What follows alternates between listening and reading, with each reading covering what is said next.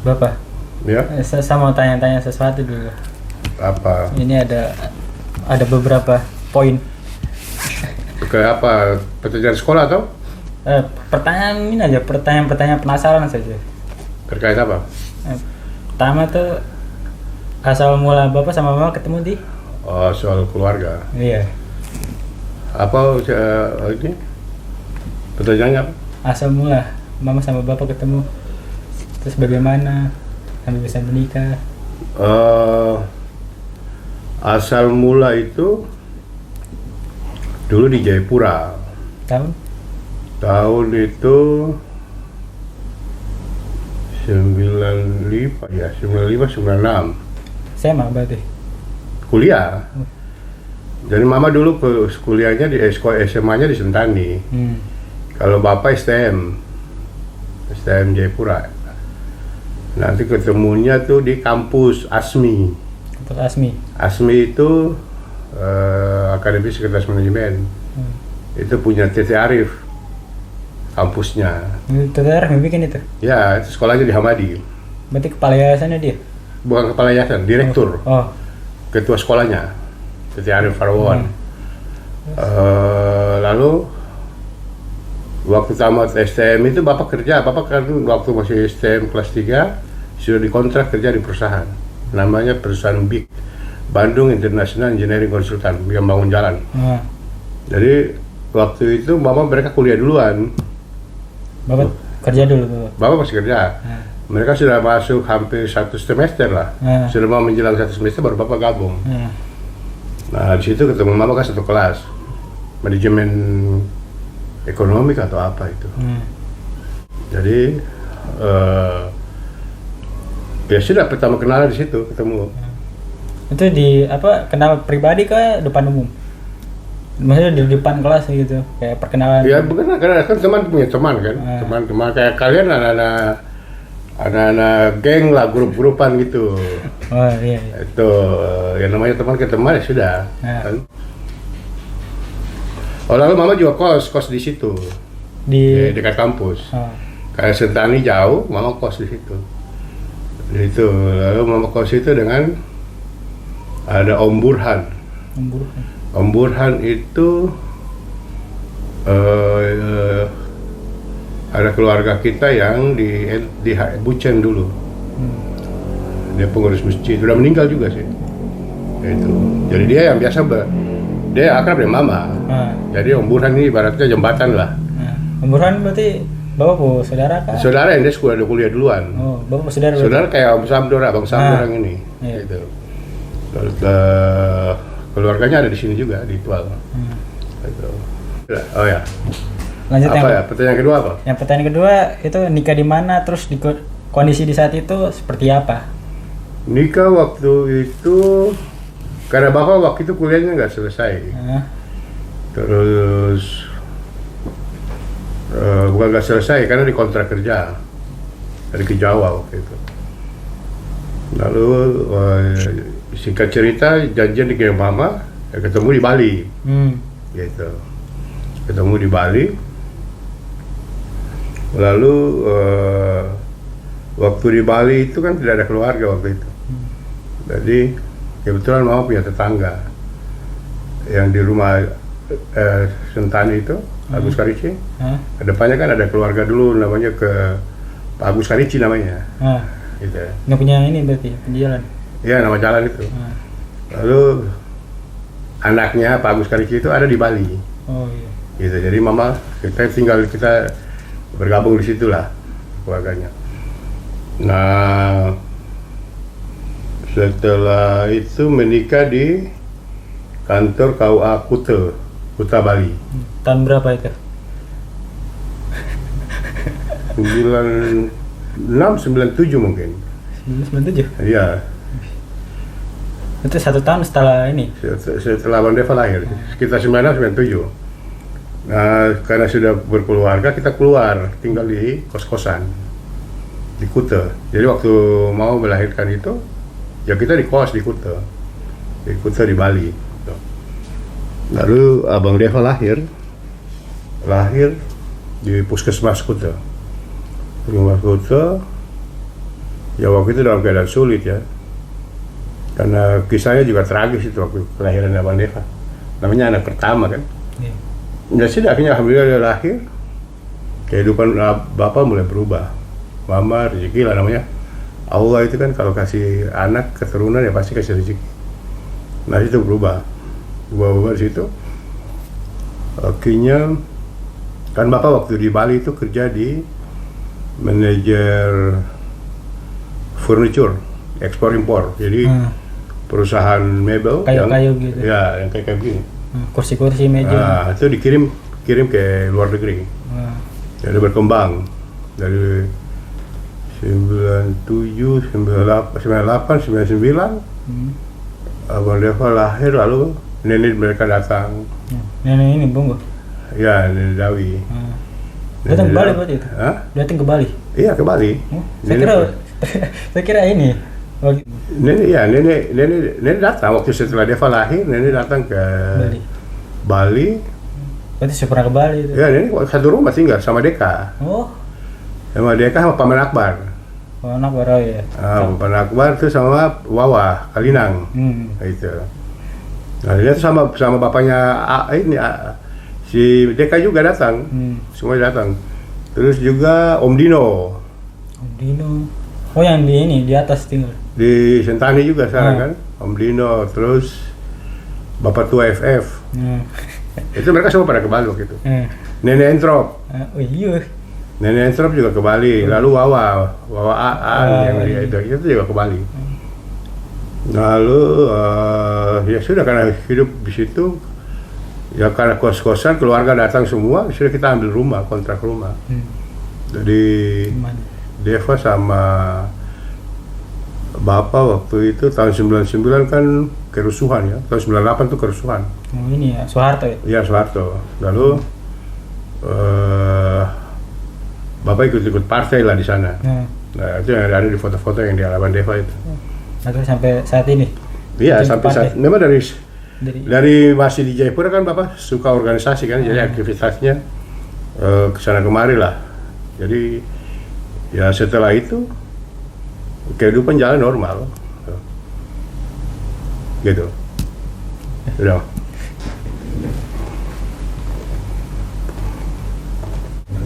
Ya itu.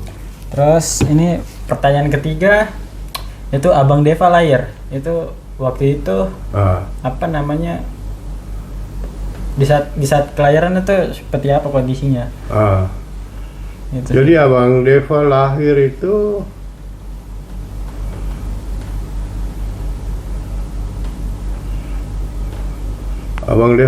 itu kondisi tragis juga, karena ekonomi pas-pasan, punya anak pertama, baru nikah, kos-kosan, belajar hidup sendiri, terus sama namanya kita laki-laki, kalian juga nanti kelak begitu. Bawa anak orang, harus kita tanggung jawab makan, minum. Jadi memang minus ya. Jadi waktu Abang Deva lahir itu saja, Bapak punya uang cuma uang koin 1000 kalau nggak salah itu. Koin 1000 koin. Jadi ya mujizat Allah kah. Untungnya koin. Jadi koin itu dipakai nelpon ke itu Kakania yang di Bali ini. Anaknya Om Karici itu. Kalau mereka turun lalu mereka partisipasi bantu gitu. Makanya ketika sekarang Abang Deva kuliah di Bali, ya Bapak selalu kasih ingat bantu perhatikan gitu kan. Namanya kehidupan itu kita saling tolong menolong, apalagi lebih utama bagi orang yang telah menolong kita nggak boleh lupa. Jadi harus mengingat budi baik orang dan jangan pernah bosan untuk saling membantu itu. Lalu sudah Abang Deva. Nah, Abang Deva lahir itu kenapa namanya I Gusti? Ya semuanya serba kebetulan, maksudnya karena bidan yang tangani kelahiran itu namanya I Gusti. Gitu. Ibu bidan namanya I Gusti, terus tanya-tanya namanya siapa? Asli namanya I Gusti. Karena mama dan bapak kan sudah rencana untuk nama Devraj itu. Kalau laki-laki namanya Devraj, kalau perempuan namanya Nafisa. Nafisa itu nama nenek. neneknya bapak, Oh. Nafisa namanya. Mamanya Tete Jaksa. Nah, itu namanya laki gitu. Lalu sudah namanya Devraj. Devraj itu dari mana? Ya mungkin dulu ya dari mama ilhamnya, maksudnya mungkin banyak referensi pengetahuan. Devraj itu kan ya istilahnya mungkin raja-raja lah. Itu bahasa mungkin lebih tepatnya bahasa India ya. Sudah akhirnya nama Devraj, Gusti Devraj Farawan itu. Panggilannya Deva. Lalu 1-2 minggu di rumah sakit di puskesmas, ya alhamdulillah balik ke ke kontrakan, masih itu kos kos-kosan di Bali itu di Jalan Raya Kuta. Jadi kayak di sini ke bawah Pantai. ya, itu jalan kaki aja di puskesmas aja, bola balik bapak. Nah, karena pertama panik itu, jadi tetangga yang di kos-kosan juga ikut bantu. Gitu. Apalagi lihat darah dari Rian, dari Papua gitu kan. Jadi alhamdulillah sampai selesai. Jadi di Abang Deva dia tumbuh dan berkembang di Bali. Sampai umur berapa tahun Bang Deva? SD? Enggak belum sekolah, TK juga belum. Mungkin kayak Cakra itu. Usia Cakra udah lebih tua lagi. 2 tahun 3 ke 98, 97, 2-3 tahun.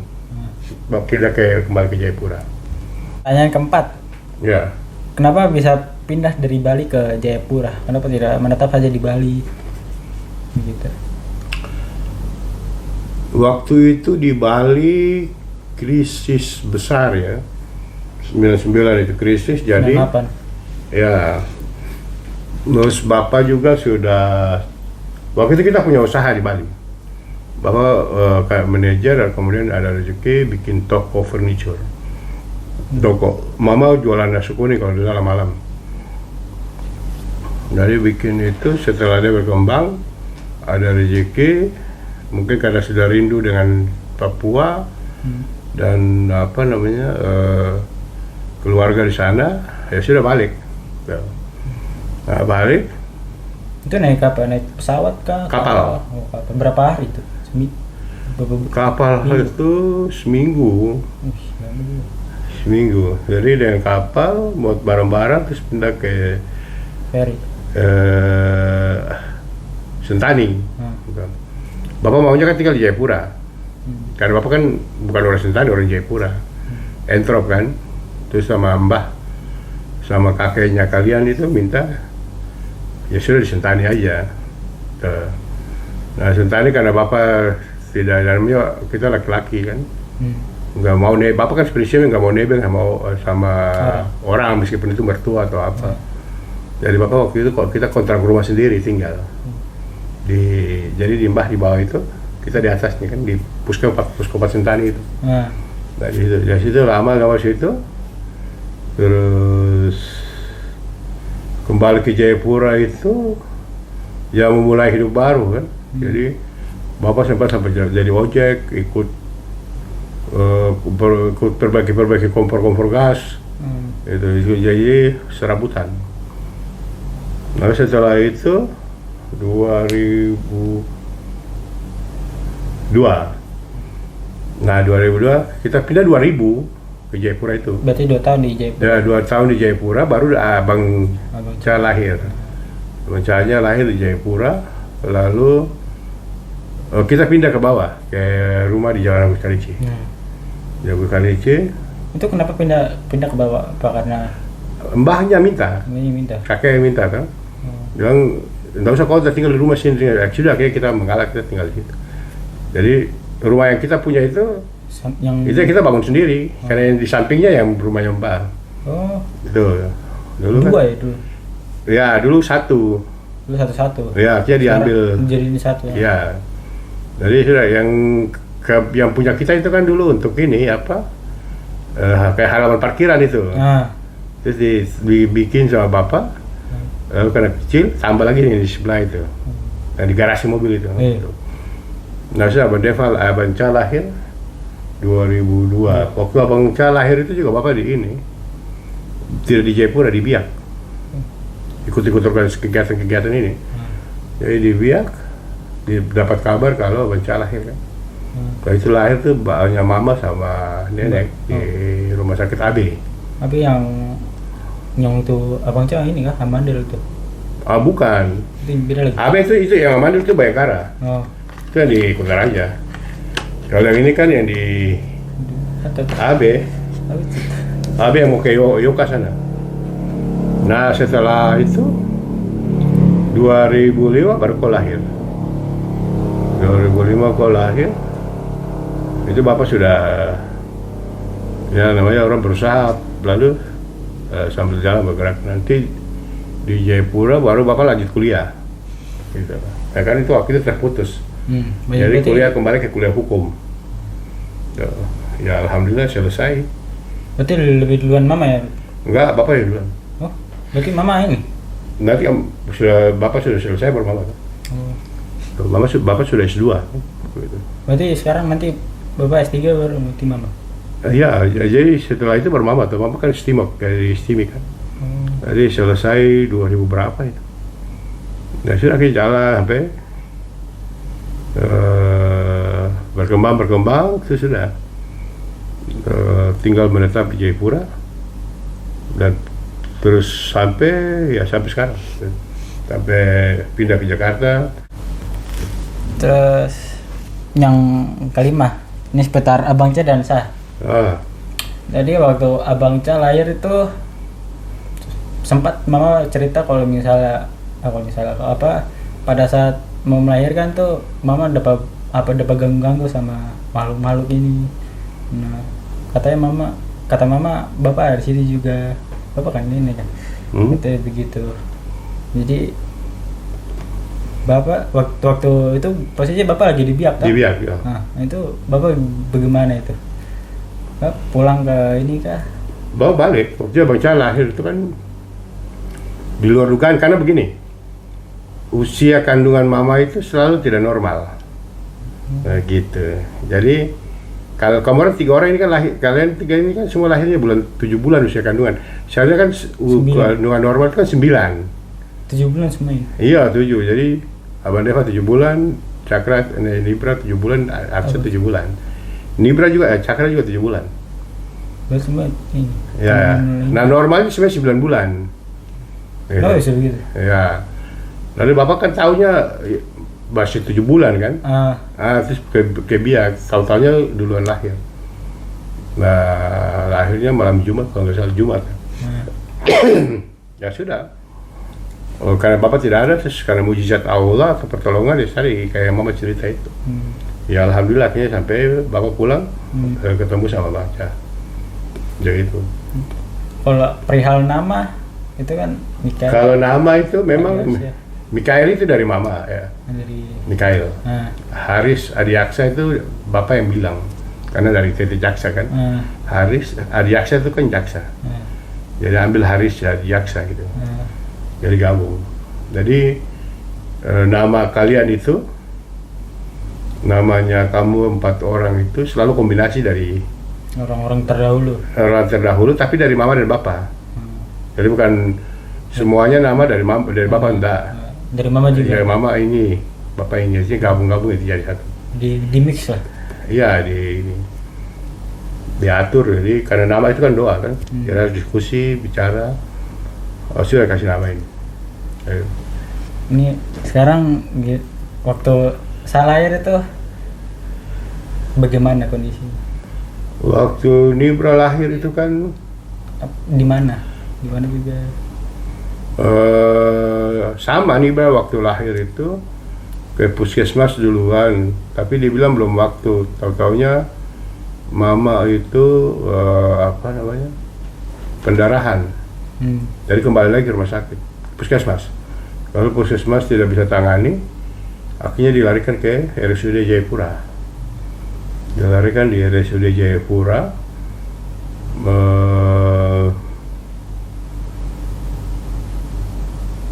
Kalau lambat ya lewat dua-dua. Jadi bapak kejar-kejaran pakai mobil. Waktu itu kita udah punya mobil merah. Pakai mobil kejar. Patroli, terus di depannya polisi. Lari dari Sentani ke Jayapura. Berapa jam itu? 2 jam mungkin. Cepat. Terus tiba di sana, langsung masuk di UGD. Pemeriksaan mungkin 2-3 hari mungkin mama nggak sadarkan diri. Lalu apa? Tanda dokter keluar, lalu dokter minta persetujuan untuk operasi. Sesar berarti. Ya cesar. Karena persetujuan kenapa? Karena kalau ini beresiko. Kalau nggak ibunya selamat, kalau nggak ibu nggak selamat, berarti anak selamat. Kalau anak nggak selamat, ibu selamat. Gitu-gitulah. Ya sudah, akhirnya minta persetujuan. Nah, waktu minta persetujuan itu di rumah sakit itu ada bapak, ada Wawa, sama ada Neni. Nah, karena bapak waktu itu dikasih persetujuan, bapak nggak mau karena berat risiko kan. Jadi bapak bilang Neni tanda tangan, karena Neni kan ibunya. Kalau bapak kan ketemunya udah gede. Nah, Neni juga tidak sanggup. Terus kasih Wawa juga nggak sanggup, ya sudah bapak tanda tangan. Bismillah, tanda tangan didorong ke dalam. Baru begitu tanda tangan dioperasi.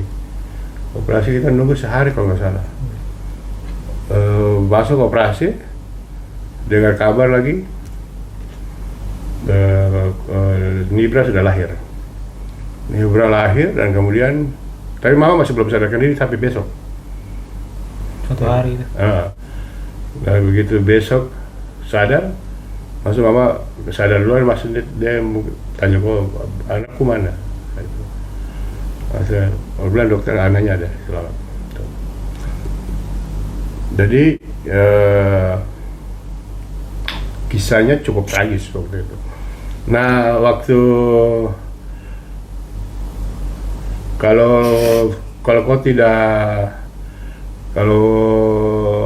jadi dari seluruh abang-abang itu yang paling berat mama di koi taruhan nyawa mama itu.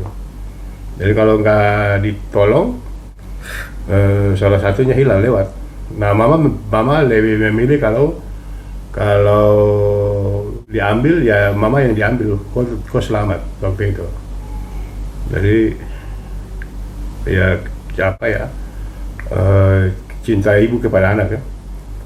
Ya artinya karena ketulusan mama sudah dua-dua alhamdulillah lolos selamat. Nah, dari situ cari-cari di Al-Quran, maka ketemulah nama itu. Jadi kau punya nama itu simbol waktu hari kejadian itu. Ambil dari nama kakek, Tete Arif, lalu Hayan Nibran. Hayan itu hidup, Nibran itu berani. Jadi seharusnya kau sudah meninggal, tapi kau berani menerima tanggung jawab untuk hidup. Makanya kau hidup itu. Makanya dikasih nama Hayan Nibran. Jadi Hayan Nibran itu orang yang berani hidup. Orang yang berani untuk mengambil kehidupan. Padahal seharusnya sudah waktu bapak dan mama pikir, wah ini anak sudah nggak mungkin ini. Ya sudah alhamdulillah lolos, nah, selamat. Akhirnya sepakat kasih nama Arifansa Hayan Nibran.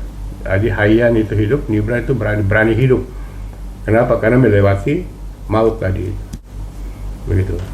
Makanya di antara bapak punya anak-anak dan kemudian 4 orang ini. Yang paling tragis ya? Yang paling tragis kok, karena prosesi kelahirannya berat menuju rumah sakit, terus masuk ruang operasi. Ada cakra juga, tapi tidak seberat itu, tidak seberat Nibra itu. Makanya kok beda sendiri. Nah itulah hikmah yang diambil kan, peristiwa perjalanan manusia itu kan tidak ada orang yang bisa tahu. Makanya sebagai anak itu kan dituntut berbakti kepada ibu bapa, memberikan keistimewaan, kasih sayang, cinta yang tulus kepada orang tua. Itu bentuk dari pengabdian, bakti kepada orang tua. Ya, kira-kira begitulah kisah kehidupan keluarga kita. Sekarang pertanyaan ke-6. Ya. Suka duka waktu sama mama dan keluarga begitu. Suka duka sebagai suami istri, pasangan muda, tentu semua orang memiliki suka duka yang sama. Tapi bagi bapak dan mama itu berbeda karena mulai dari nol, benar-benar nol kan. Orang memang semua orang nikah itu mulai dari nol, tapi mereka masih punya saudara keluarga yang mendekati, membantu. Tapi bapak dan mama itu dari nol. Yang kedua itu berada di daerah yang daerah yang asing di Bali, gitu. Terus sampai abang Deva lahir, dan benar-benar rumah tangga bapak dan mama itu dibangun sendiri gitu, menata hidupnya dari nol, dari Bali, tanpa bimbingan dari orang. Jadi bapak belajar sendiri, terus mama juga belajar mandiri, tidak ada yang kasih tahu wah ini begini gitu. Dan alhamdulillah melewati berbagai rintangan, hambatan, tapi saling mengerti, dengan kesabaran. Mamanya Nibra juga kalau bapak istilahnya perempuan tangguh gitu, karena dia nggak cengeng, dia nggak rewel, dia nggak banyak menuntut, dan dia ikhlas menerima apa adanya. Terus sehingga bapak juga mudah untuk berkreativitas membangun masa depan karena saling memahami. Nah, alhamdulillah itu sehingga sampai pada titik ini kita semua sehat walafiat dan kalau dibilang tidak kekurangan satu apapun. Nibra dengan abang-abang kuliah lancar sampai pada jenjang yang tinggi, dan sama itu juga kerinduan dari bapak dan mama. Dan bapak dan mama itu selalu yang mamamu, apalagi kan dia selalu memberikan yang terbaik buat anak-anaknya. Kalaupun tegas itu bukan berarti keras, tegas itu karena ingin anak-anaknya disiplin dan ingin sukses mencapai karir dan masa depan itu. Jadi ya itu lika-liku. Ya alhamdulillah di usia yang begini tinggal sukanya, duka-duka itu udah dilewati gitu. Dan kita bersyukur kepada Allah Subhanahu wa taala, salawat kepada Rasulullah, karena apa yang kita dapat dari hikmah kehidupan dari nol hingga saat ini sangat tidak mungkin dalam bayangan kita di masa lampau, bahwa Allah memberikan kita segala kecukupan dalam hidup, terutama kesehatan. Tidak ada anak-anak, mama sendiri tidak pernah sakit sampai dilarikan ke rumah sakit dan macam-macam. Kita semua sehat walafiat, makan minum juga dalam keadaan cukup, pendidikan juga dalam keadaan cukup, dan alhamdulillah untuk itu semua. Begitu. Oke. Pertanyaan terakhir, ya. Pertanyaan ketujuh ini pribadi. Ya. Jadi selama ini kan saya lihat bapak kan terlalu sibuk tuh, maksudnya sibuk sekali gitu. Jadi pasti kan ada beberapa tugas-tugas yang job-job yang penting lah. Cuman karena saking banyaknya job-job yang banyak ini, bapak lebih prioritaskan yang mana dulu? Prioritas yang mana? Yang dari sekian banyak tugas-tugas yang dari pekerjaan semuanya, saya prioritaskan yang di mana dulu. Jadi biar biar tidak bingung juga. Kalau prioritas itu kantor hukum, BF Law Firm. Karena itu ibarat angkot ada perlu terminal, gitu. Jadi kemanapun kau pergi kau punya rumah, tempat berkarya. Satu, yang kedua diprioritaskan karena bapak ambil bidang hukum, jadi sesuai dengan profesi dan pengetahuannya itu. Dan prioritas semua dari seluruh itu adalah buat keluarga, buat anak, buat istri. Yang itu yang dicapai. Nah yang lainnya itu sambil menuju kayak sambilan itu yang menopang juga karena berhubungan dengan pekerjaan bapak, background pendidikan, dan macam politik, organisasi, lembaga yayasan, LSM, itu menjadi. Jadi kita harus sebagai manusia, sebagai laki-laki terutama, sebagai bapak, sebagai orang yang punya tanggung jawab nanti sebagai kepala keluarga, harus ada yang dia punya kelebihan, dia punya basic pengetahuan, dia punya basic keahlian. Kayak Nibra, apa yang kau kuasai? Multimedia. Oh, yang lain itu sambilan, gitu. Abang Deva apa yang dia kuasai? Mungkin pariwisata. Yang lain itu sambilan. Dia penopang utama. Jadi yang prioritasnya ya BF Law Firm, kantor hukum. Nanti dari situ baru turunannya kemana, kayak ke Malaysia News, PT M3. Nah itu pecahan dari situ, pengembangan namanya. Tapi utamanya itu di sini. Kantor merah. Ya itu kantor merah itu kapal induknya. Nanti dari situ baru bergerak kemana. Nah, makanya Bapak punya staff-staff juga mengikuti. Jadi Bapak ke kiri, mereka ke kiri, Bapak ke kanan-kanan. Jadi pusat kontrolnya ada di situ. Nah yang repotnya kamu tidak punya pusat kontrol, semuanya kamu kerjakan, maka kau tidak akan tercapai. Harus ada yang prioritas yang bisa kau jadikan sebagai pegangan hidupmu di masa mendatang. Makanya di Jayapura, kayak kita punya Bapak bikin kantor hukum di Jakarta, begitu. Bahwa bisa pengembangannya bisa sampai ke Papua, bisa ke Tual, bisa ke Jogja, bisa ke Bali dan seterusnya. Gitu. Jadi prioritas yang dimaksud tadi itu kantor merah, PF Profim. Prioritaskan yang punya skill ya begitu. Ya, yang sebuah yang skillnya Bapak kan. Nah, dari background. Sehingga yang lain itu hanya penunjang. Ya, jadi orang tanya BF, orang tanya Baharudin Farawan, oh dia orang hukum gitu. Orang tanya Nibra siapa? Dia orang lu punya orang media nggak? Oh Nibra. Lu punya orang hukum nggak? Oh Pak Bahar. Lu punya orang pariwisata nggak? Oh ada kawan gue namanya Deva gitu. Ya itu jadi bentuk namanya branding, namanya icon, ya marketplace, marketnya. Handphone yang terbaik apa? Apple gitu, iPhone, gitu. Jadi dia sudah punya merek. Jadi kita manusia juga harus punya merek. Kamu mau merekmu apa ke depan? Ekonomi, sosial, budaya, pengangguran, ojek, Grab, bebas gitu. Nah, kita sendiri yang bikin merek kita. Orang tua, teman, kerabat, sahabat, hanya sebagai penopang, hanya sebagai teman diskusi. Kita lah yang menjadikan diri kita sebagai merek. Nah, kamu mau menamakan merek dirimu apa?